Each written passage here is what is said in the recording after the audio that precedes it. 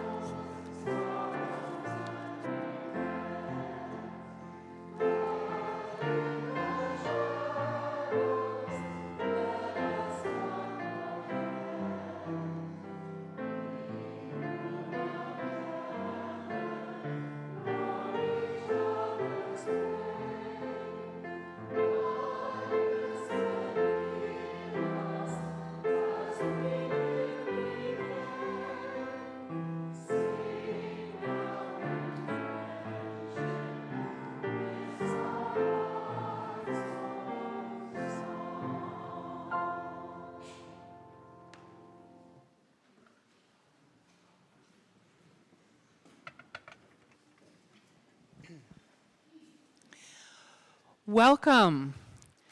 Welcome to the Unitarian Society of Santa Barbara. We are a diverse community of seekers where all people of goodwill are welcome. In this community, we strive to live with integrity, nurture wonder, and inspire the actions that transform us and transform the world. I'm Justine Sutton, Worship Associate. My pronouns are she, her, and I'm joined here by my partner Worship Associate, Sarah Davis, by Director of Lifespan Religious Exploration, Charla Bergante, Membership and Outreach Manager, Kara Watson, Music Director, Matthew Grissett, and Heather Levin on piano. It takes a village, I tell you. A special welcome to any visitors or guests joining us, especially for the first time, whether you're here joining in person or in your virtual sanctuary from home. We have a few announcements. As you know, there's a lot going on at USSB, and you can always find more information in the Friday email and on our website, ussb.org.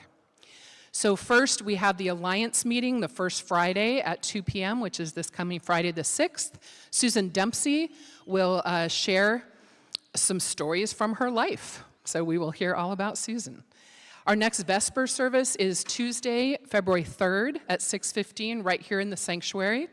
If you haven't been to one, it's a quiet candlelit service with songs and time for contemplation. Who here has been to a Vespers service? Good number of people. Yeah, check it out. It's really just quiet and soothing. Next Sunday, February 8th, after our service, there will be a party. In gratitude for your participation in the Bridge to the Future campaign, there will be food and music by the Brascals, a new favorite of ours. So make sure to join in the celebration. It'll be right after the service. And it's time for our congregation again to nominate and vote on 3 recipients for the Sunday service outreach offerings for 26-27. Nominations close Sunday, February 15th, and there's more information in the insert in your order of service as well as on the outreach page of the website. Okay, that's the business for the moment. I invite you now to take a breath and settle into this space as we begin our time together and let the sound connect us.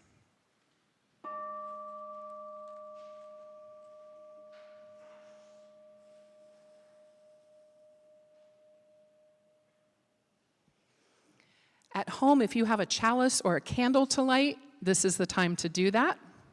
And for chalice lighting words, we will hear from Sarah. So the chalice lighting words today are part of a poem by Tara Shannon called The Returning Light. Bridget comes in the early light, her hands warm with the promise of flame, her breath the scent of hearth and fields. She enters the dawn, soft as the whisper of embers, steady as the forge in midwinter. You do not fear her, she is gentle, with the eyes of a healer and the touch of spring. But beneath the quiet lies a fire, and she has come to tend it. And thank you, Tim, for lighting our chalice.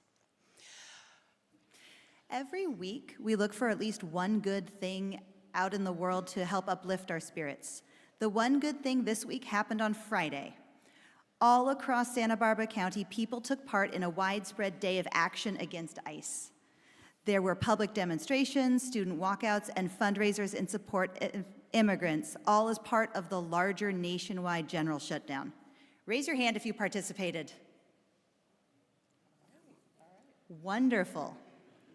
Many local businesses stayed closed, and there were others that donated a portion of their profits to local groups supporting immigrants. You can find a list of the businesses on Realm if you feel like you want to give them some more of your patronage. And it feels really good to be part of a group that wants to stand in solidarity with our immigrant neighbors. Sorry. Thank you, Sarah. Now we have another good thing. It's the first Sunday of the month, so you know what that means. It's time for the birthday blessing. So I'd like to invite up anyone who will be celebrating their birthday this month in February, and we will pass the microphone down so you can say your name, tell us your birthday, and as always, you have the option to claim your years. Oh yes, good, and we have someone to do the stickers, the birthday stickers. All right. All right, anybody else? Looks like it's sort of a slim month for birthdays. That's all right. Okay, I'm going to pass the microphone from this end. So if you folks could line up this way. All right. My name is Mike. I'm going to be gone on my birthday, so I'm coming up a month early. My birthday is March 12th. I will be in Brazil. So it's celebrating my birthday. Yes, anybody want to come?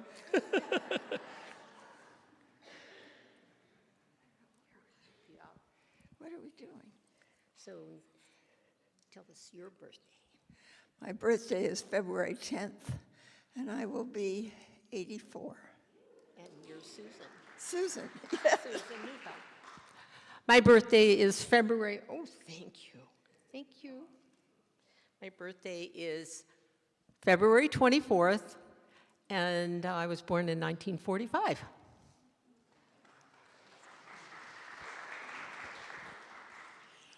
We're now going to offer a blessing. May your day be filled with happiness, reflection, and dreams for the year ahead. May your next year bring more laughter than tears, more joy than sorrow, and more hope than fear.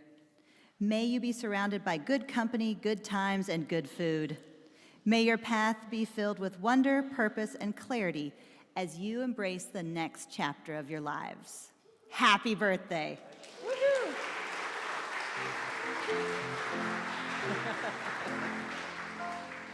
Thank you, sir.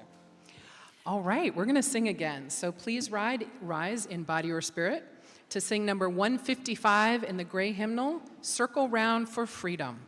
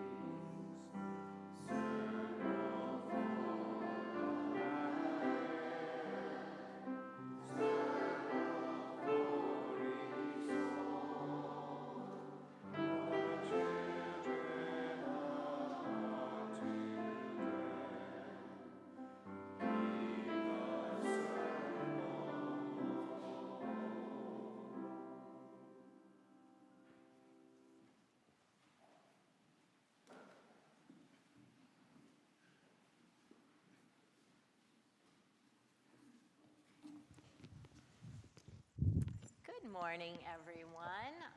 I'm Charla Bergante. I am the Director of Lifespan Religious Exploration around here. My pronouns are she, her, and it is time for kids of all ages and sizes to come forward for a special story. Do you have the mic? And, well, I'm going to introduce you in just a minute, Oliver.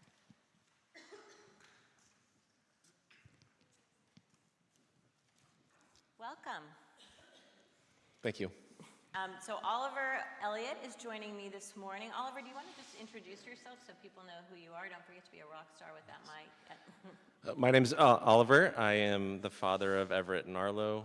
My spouse is Margie. We moved to Santa Barbara in July of last year. We had been here part of the time during COVID, but mostly various parts of the world and the East Coast before that. Well, we're glad you're here. So you're doing some volunteer work right now, and can you tell us where and what it is you're doing? Sure. So I volunteer with La Casa, or the Restorative Justice Education Center at La Casa, but most people just know it as La Casa. So La Casa right now is working on ensuring that people who are afraid to leave their homes because of ICE, which includes U.S. citizens who have family members who are detained, that they are fed. And so we prepare boxes for people who are afraid to leave their homes, and also get a food truck that travels to various points throughout Santa Barbara and has people who are at least okay leaving their home to come get food items. So usually fruits and vegetables. We have different organizations that donate fruits and vegetables to La Casa, and in addition to people who also bring food from shelf-stable items to toiletries. Again, these are people who need basic items from toilet paper, toothpaste to food. Great. Wow. Well, so you've already talked about who this volunteer work serves, so mainly our immigrant neighbors and our, even those who are citizens but are afraid to leave their home. We like to help with things like this. What can we do to help? Thank you for asking. So one of the things that Charlotte and I talked about as a way to, get involved is have a food drive. That's something that obviously, as an organization that primarily provides food to our neighbors, is to, we constantly need food. We have a lot of people who are very generous. That being said, we still need food every single week. Wow. So, the kids in this congregation are old pros at this kind of thing.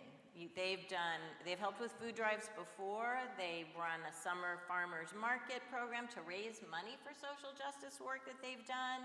They held a sock drive and created packages for our Freedom Warming Center guests. What do you think they can do? So one of the things we You guys want to be part of this, right? Yes. Good. Oh, great. So one of the things we were thinking about is maybe having a food drive. So every month for the next 4 months, have just 1 or 2 items that La Casa needs that we can have request you all to help drive the effort to ask your congregation members and also friends and family that don't attend to provide 1 or 2 items. So in February, we were thinking about maybe doing rice and beans. Now this can be dried beans or canned beans, black, pinto, but that's something that is often needed, and most boxes request that. Okay, so we'll help with that. So what should we call this project, Oliver? Well, I know that the congregation has a mission statement, living with integrity, nurturing wonder, and Do you guys remember the last one? No? action. Action, yeah, action. Good guess. And so we were thinking about maybe we could call this Faith in Action Food Drive. Great. So, so this is great. So thank you, Oliver, for partnering with our kids, with our RE program to get this launched. And kids, we're going to start on this. Yeah, go for it. So kids, we're going to start on this project right now. We've got some rice and beans down there that we're going to put into smaller, more usable bags for families to use. So we're going to go out and get started. So thanks. Thank and you. We'll keep you all posted. So rice and beans for Thank this you. month.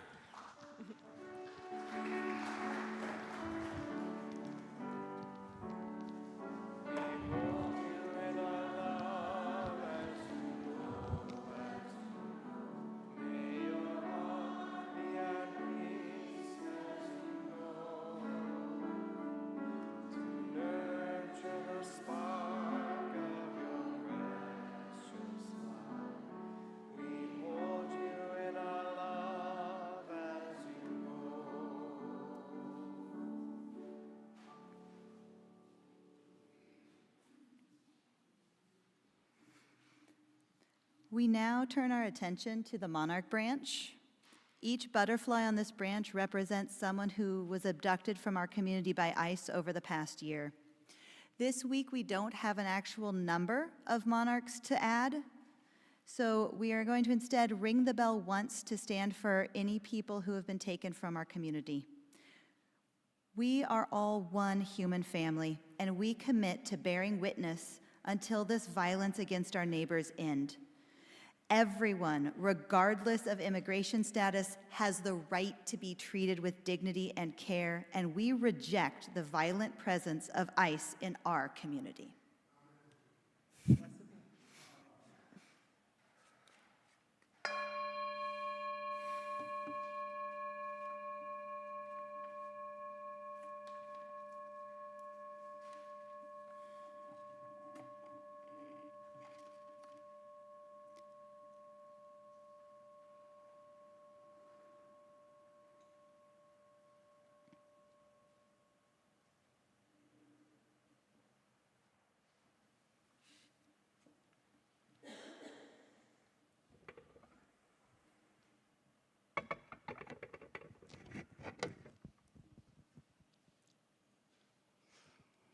I have a poem to share, and then we'll take a few moments of quiet meditation, and then we'll come out of that into a song. Winter Ritual by Jenna Weston. The pile of sticks has grown all winter. Sticks like witches' wands, weathered prayer sticks, picked up sticks, built into a woody tent, a gray and brown latticed cone. Yesterday it snowed, and now I strike a match to papers torn and pushed under damp kindling. I sit by the crackle, am smudged in silver smoke. I am burning the past on its last remaining day. Unsent letters in unaddressed envelopes, old journals, pain pressed between pages, like dried flowers, outdated bills, lists, memos, emptied from their files, time's linearity seared. Flickers of orange curl back black edges, thin and ephemeral as shed skin. Words are lifted from their page, carried off, and transliterated into the primal language of combustion. Surrounding snowmelt trickles toward the wane of flames. The day's final blaze flares from mottled afternoon clouds behind me and warms my back like a brief blessing.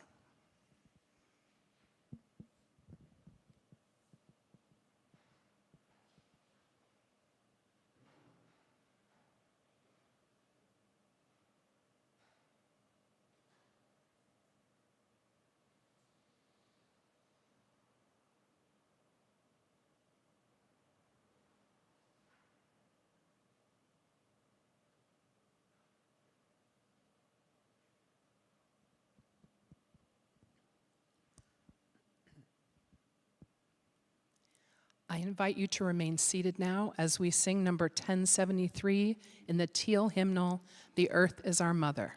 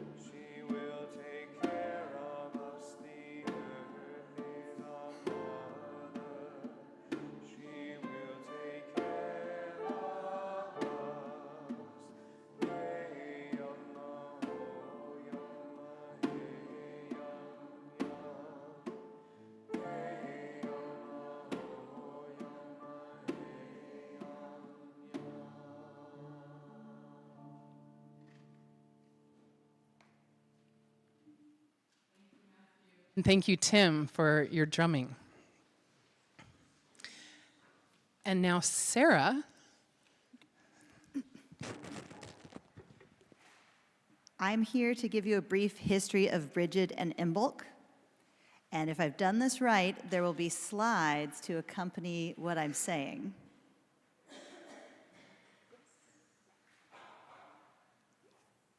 Thank you so much.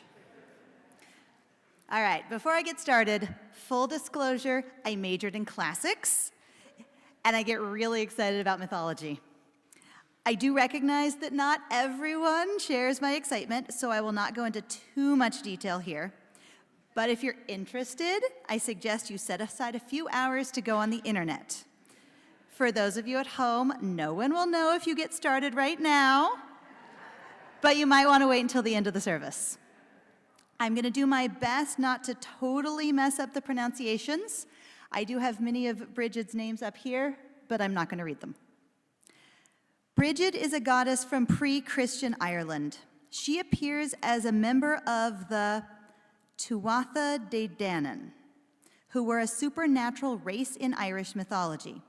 She has a whole fascinating family tree that you can read more about on your own. For instance, there are at least 6 different ways to pronounce Tuatha De Danann. Bridget is most associated with healing, poetry, and smithcraft. This is a very interesting combination that Justine will have a little bit more to say about later. Fire is considered her main element. One story tells that priestesses started the practice of lighting a flame and invoking Bridget's name for protection of their livestock and for good harvests. Bridget is also linked with Imbolc. This is a festival that marks the beginning of spring. It's important to note that this is not the main part of spring when everything's blooming, but the very start when buds are just beginning to form and the first sprouts start to pop through the snow.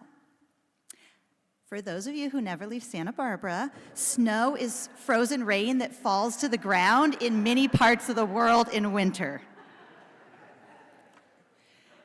Imbolc is considered a fire festival that honors the quiet flame within rather than the big roaring bonfire. At some point along the way, the goddess Bridget merged with the Catholic Saint Bridget, who is considered the mother saint of Ireland. Saint Bridget is the patroness of many things, including poetry, learning, healing, protection, smithcraft, livestock, and dairy production. Sound familiar?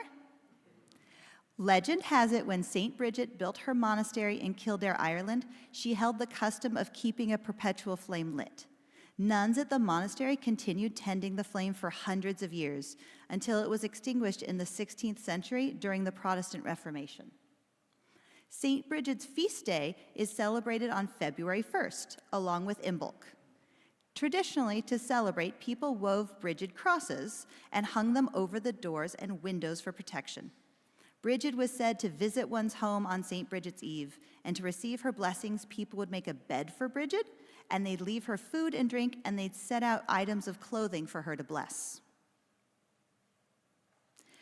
Today, St. Bridget's Day and Imbolc are both still observed by those of many faiths. Her perpetual flame in Kildare, Ireland was relit in 1993, and it still burns today, tended by the St. Brigidine Sisters. Many people find Bridget ignites the flame of inspiration within them. And that concludes my brief history. Oh, Tammy, it looks like you have something to say. Come on up so everyone can hear.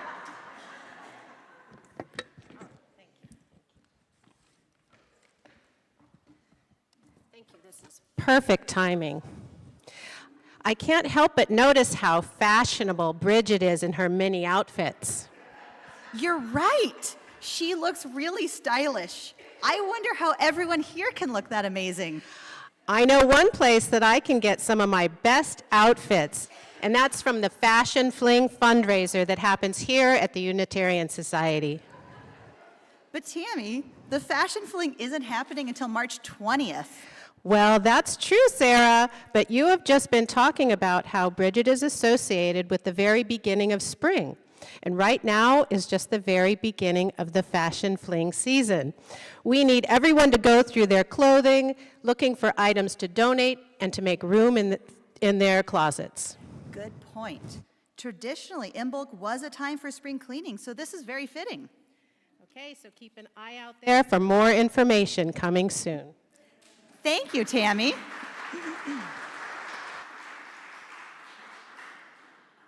And speaking of donations, each week we give away 25% of our Sunday plate offering to a special project or organization. In February, our outreach organization is the Immigrant Justice Fund. To have 100% of your donation go directly to this month's project, please write your check to USSB and write Immigration Justice Fund in the memo, or use the link online at the USSB giving page. In April 2022, several members of our congregation's Justice and Equity team made their first border crossing trip to meet with asylum seekers. The visitors heard stories of migrant struggles, fleeing from perils in their own countries and seeking safety in the U.S. One young family was able to eventually cross legally into the U.S. Members of the team have developed an ongoing relationship with this family, and many have provided financial assistance as the family secured work permits and they began the perilous journey of seeking legal asylum. They are meeting the many challenges of life in a new country with firm courage and resilience. Our friendship and assistance has never been more vital than at this moment. Through this connection, additional trips to the shelters at the border, and partnering with other organizations aiding immigrants and asylum seekers, the Justice and Equity team is learning more and more of the courage and perseverance needed to navigate the difficult immigration pathways in the U.S. and the extraordinary resources required for success. The Immigration Justice Fund allows us to aid this family and future similar recipients in their journeys towards dignity and self-determination. We invite you to join us in contributing to this fund, which will help us live out our shared values in a world presenting increasing challenges to migrants and immigrants. Please give as generously as you're able, and join me in reciting the affirmation of gratitude and giving. Be grateful when we are able to give, for many do not have that privilege. Let us be grateful for those who share their gifts with us, for we are enriched by their giving. And let us be grateful even for our needs, so that we may learn from the generosity of others.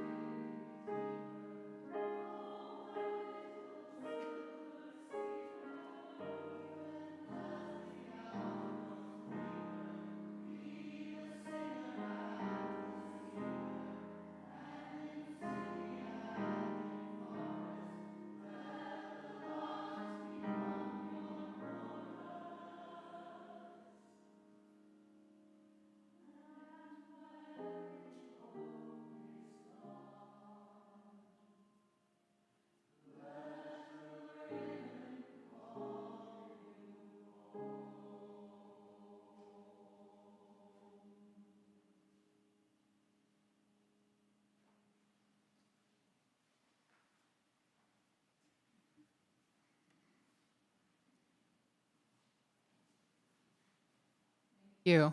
Thank you, Matthew and choir and Heather. That was just beautiful. So I'm going to share now, Sarah shared a brief history of Bridget, and I'm going to share a slightly longer brief history of Bridget's eternal flame. And this is written by the Brigidine sisters. A sacred fire burned in Kildare, reaching back into pre-Christian times. Scholars suggest that priestesses used to gather on the hill of Kildare to tend their ritual fires while invoking a goddess named Bridget to protect their herds and to provide a fruitful harvest. When St. Bridget built her monastery and church in Kildare, she continued the custom of keeping the fire alight.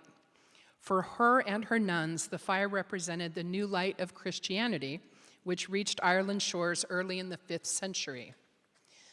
Some historians record that a few attempts were made to have the fire extinguished, but without success. Yes. The fire burned for centuries, but was extinguished in the 16th century during the Reformation by order of the Archbishop of Dublin. The sacred flame was relit in 1993 at the opening of a Justice and Peace Conference entitled Bridget, Prophetess, Earthwoman, Peacemaker. Kildare County Council commissioned a sculpture to house the flame. The piece comprises a twisted column which flourishes at the top into large-scale oak leaves, nestled into which there is a bronze acorn cup holding the flame. The use of oak leaves symbolizes both Christian beliefs of St. Bridget and the earlier Druids' worship of the trees. Since then, the Brigidine sisters in Kildare have tended the flame, burning as a beacon of hope, justice, and peace for our country and our world. Thank you, Brigidine sisters. Think of what it took to maintain this flame over centuries, covering it from the rain. What? Rain in Ireland? Shielding it from the wind up on that hill, right? Keeping it fueled with dry peat and wood, tending it with devotion. Lighting a flame is one of the simplest and most basic ritual acts we can do. It can be an act of devotion, of meditation, a reflection of our own divinity. Of course, lighting the chalice flame is central to the ritual of our services, and the chalice as the symbol of our UU faith. How can Bridget's eternal flame warm us, inspire us, transform us? As Sarah mentioned, Imbolc is a fire festival, but contemplative, focused inward, not big and bright like Beltane's bonfires in May, but a time to nurture our inner flame like a seed germinating in the dark earth. It marks the coming of spring flowers soon. The bulb flowers like daffodils and narcissus here on our altar are popping their heads up as if announcing more flowers to come. In his poem, Work Without Hope, Samuel Taylor Coleridge says, "All nature seems at work, slugs leave their lair, the bees are stirring, birds are on the wing, and winter, slumbering in the open air, wears on his smiling face a dream of spring." Seasonal celebrations of many cultures cluster around these same natural turning points. Imbolc is the midpoint between winter solstice and spring equinox. The light is growing and growing, right? Longer days until we get to summer solstice. February 17th marks the Chinese New Year, and it's the year of the horse. Not only that, but the fire horse. Bridget is a powerful goddess with a hand in many matters, including blessing cattle and dairy production, as well as bees. Milk and honey. Bees were considered sacred messengers between the natural and spiritual worlds. Do you know the old Irish tradition of telling the bees? Has anyone heard of this? Anybody know about this? Yeah, a couple of people. When there was a death in the family, especially, or some other important news, beekeepers would go to the hives and whisper it to the bees so they could bring the news to the spirit realm. It was said that it was also a way of making the bees feel comfortable like they were family so that they would stay and settle in and not fly off somewhere. But Bridget is most often known, as Sarah said, as the triple goddess of healing, poetry, and smithcraft, and her fire takes different forms for each. In her healing aspect, as you can imagine, it is a gentle, nurturing fire. Imagine glowing embers providing warmth in a room where someone is ill or birthing a child, fire to boil water for soothing tea. I think of Reverend Julia's baby blessing, warming her hand over the flame, then gently holding it to the baby's head. The gentle fire of healing. As goddess of poetry, she lights a bright spark of creativity in us. When inspiration comes in a rush and we reach for notebook, paint, instrument. Sometimes that spark comes in the dark of night. I have gotten myself a lighted pen so I don't have to turn on the lamp to write down an idea. This is the bright, crackling fire of inspiration. As goddess of smithcraft, we see her at her forge, the roaring flames before her representing the transformative power of fire, turning ore to metal, turning our ideas into action. Maybe an idea that came to us at night, scribbled with our lighted pen on a notepad, will now be manifested into reality with this power. People like to say, envisioning it is half the journey, but the next half needs real energy to take a vision to reality. This is the blazing fire of transformation. At any given time, you may feel in your heart the gentle, warm embers of healing, the bright, crackling spark of creative inspiration, the fierce, roaring fire of transformation. I invite you to close your eyes now and take a moment to notice which of these flames speaks to you: healing, creative inspiration, or transformation. I invite you to hold this fire energy now in your heart and join me in taking a deep breath to feed that fire. Here we breathe in and out.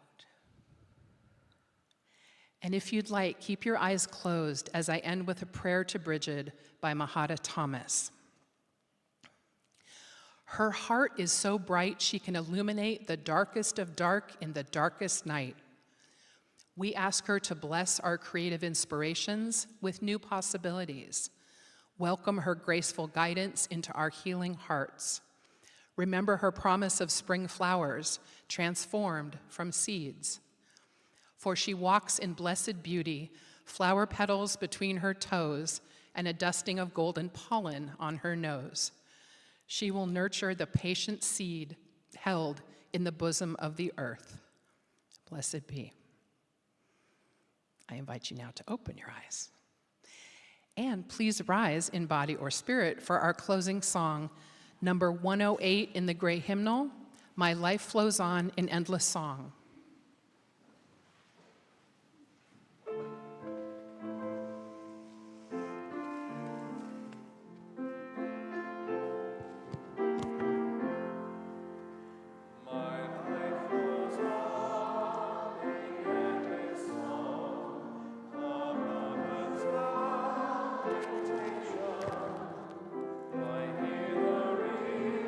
The far off hill that gives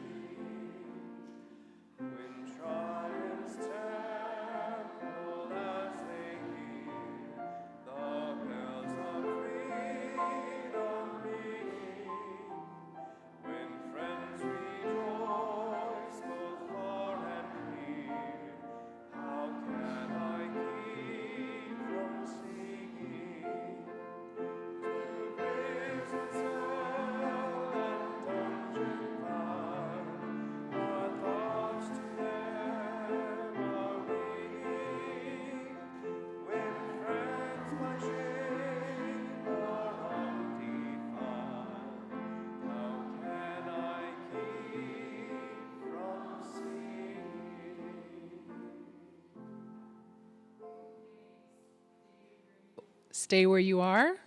If you have permission, you take the hand of the person next to you or place a hand on their shoulder or over your heart. As we extinguish our chalice flame and go out into this beautiful and heartbreaking world, may the light of love shine upon you, out from within you, be gracious unto you, and bring you peace. For this is the day we are given. Let us rejoice and be glad in it. And let us call out a blessing.